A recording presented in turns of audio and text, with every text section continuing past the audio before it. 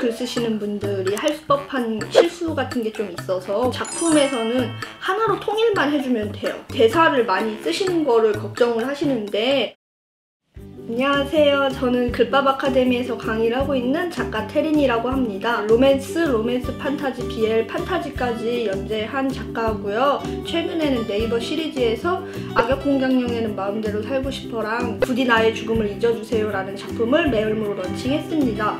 오늘은 글밥 아카데미 저희 웹소설 수강생들 소설들을 첨삭을 해볼 거예요. 이제 첨삭 같은 경우에는 이제 개인의 취향도 되게 많이 반영이 되고, 또 이제 정답 같은 게 없기 때문에 그냥 참고 영상 같은 걸로 봐주시면 좋을 것 같아요. 이제 부족한 부분이라든지 혹은 잘하지만 조금 더 이제 나아지고 싶은 부분이라든지 그런 부분들을 이제 위주로 첨삭을 해볼 거예요. 첫 번째 수강생분은 웹소설을 원래 많이 보신 분이고 로맨스를 이제 처음 써보셨어요. 처음 글 쓰시는 분들이 할 법한 실수 같은 게 좀 있어서 그런 분들 이제 차근차근 짚어보면서 피드백을 해보려고 해요.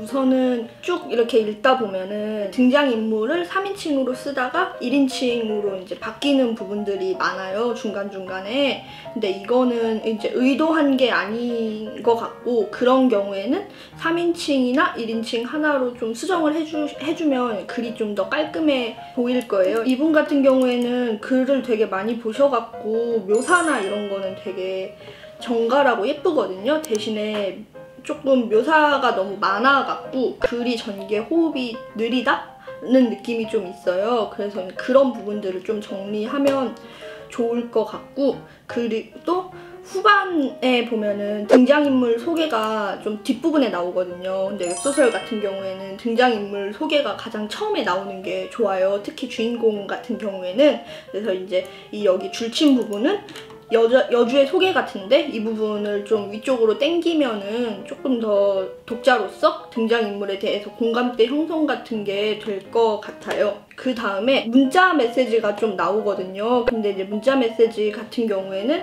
작가마다 사용하기가 다 다르지만 보통 이제 대괄호나 소괄호 같은 걸로 많이 쓰는 편이에요. 근데 작품에서는 하나로 통일만 해주면 돼요. 그런데 이분 같은 경우에는 어떤 거는 이제 대괄호를 사용을 했는데 문자 내용인데 어떤 거는 약간 그 작은 따옴표가 들어가 있기도 해서 그런 부분들을 하나로 통일하면 조금 더 좋을 것 같아요.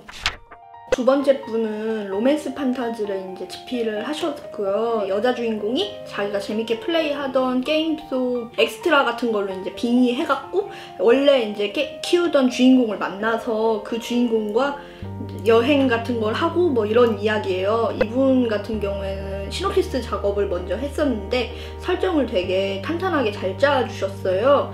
그래서 조금 기대가 되는 작품이거든요. 천천히 이제 피드백을 좀 하자면, 이분은 작품 설정은 되게 좋은데 좀 말하고 싶은 게 너무 많으셔갖고 지문이 많다 그래야 되나? 그래서 그런 부분들을 좀 정리를 하면 좋을 것 같아요.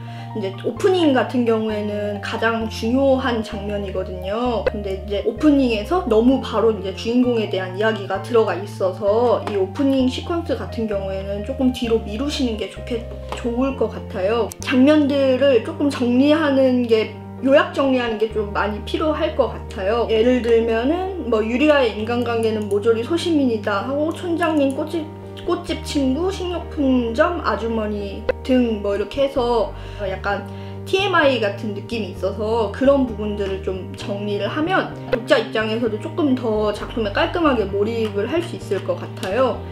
그리고 등장인물에 대해서 전체적으로 설정은 많은데 인물 묘사나 이런 부분들이 조금 부족해요. 그래서 그런 어떤 등장인물이 등장을 하면 그 인물에 대해서 최소한의 묘사 같은 게 있으면 좀 좋을 것 같아요. 여주인공이 이제 마을에서 정보를 얻는 장면이 있어요. 호그라는 단체가 나와요. 근데 이제 독자 입장에서는 그 단체가 뭐 하는 단체인지 잘 모르니까 그 단체에 대해서 처음에 등장했을 때 조금 이러이러한 단체다 하고 설명을 해주면은 조금 더 좋을 것 같아요. 중간에 보시면 여자 주인공이 남자 주인공을 구해주는 장면이거든요. 근데 여기를 전부 다 지문으로 처리를 했어요. 지문으로 처리를 하게 될 경우에는 전개 속도가 좀 그러니까 행동 지문으로 처리를 하게 될 경우에는 전개 속도가 빨라지는 장점이기도 하지만 단점이 있거든요.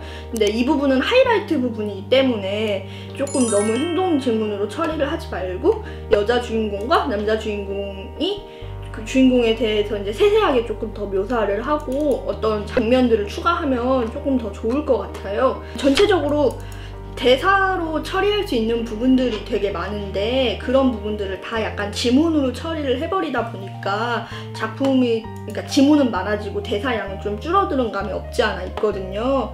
그래서 이런 부분들 같은 경우에도 대사로 깔끔하게 조금 정리를 하면 좋을 것 같아요. 진상을 감춘 덕분에 마을의 영웅이 되었다라고 하면은 그 반응에 대해서 엑스트라 대사 같은 걸로 이제 넣어주면은 독자 입장에서 조금 더 친근하게 와닿을 수 있지 않을까라는 생각이 조금 들어요. 지문이 전체적으로 많다라는 생각이 들면 그 지문을 대사로 좀 바꿔주시면은 읽는데 조금 가독성 면에서 도움이 많이 돼요.